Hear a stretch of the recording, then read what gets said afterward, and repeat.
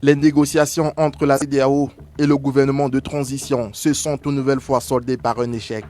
La médiation de l'organisation ouest-africaine a opposé une fin de non-recevoir à la proposition malienne d'effectuer une transition de 24 mois.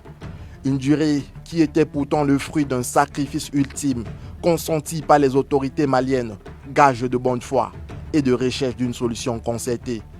Dans un communiqué publié par le colonel Abdoulaye Maïga, ministre de l'administration territoriale et de la décentralisation, par ailleurs porte-parole du gouvernement, il est clairement indiqué que le seul délai qui a été présenté par le médiateur est une durée de 12 mois pour la transition, tandis que la partie malienne, dont ses efforts en vue de parvenir à une solution consensuelle, a présenté successivement un délai de 36 mois, puis de 29 mois, qui a été ramené à 24 mois dans un effort ultime visant à parvenir à un compromis réaliste et salutaire entre le Mali et la CEDEAO.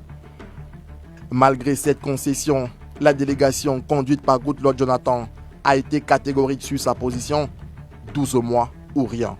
Ce nouveau rejet de la CEDEAO ne saurait être le fruit du simple hasard.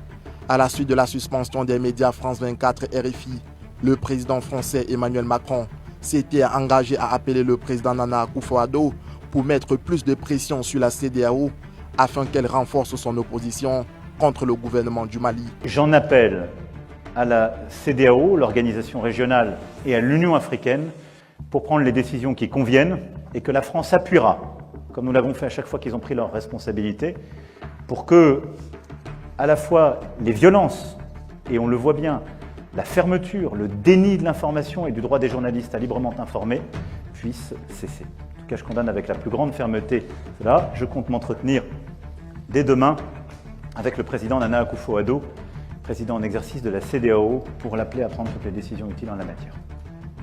Visiblement, le message a été bien reçu et les consignes appliquées à la lettre. Si l'attitude de la CEDEAO fait planer le doute sur sa sincérité et sa bonne foi, elle est tout de même révélatrice de la fébrilité de cette organisation à défendre comme inscrit dans sa charte les principes de liberté et de démocratie. Cela est d'autant plus grave que le Mali semble être dans la ligne de mire de la CEDEAO, qui se montre moins conciliante avec Bamako, alors qu'elle ménage au mieux le Burkina Faso et dans une certaine mesure la Guinée.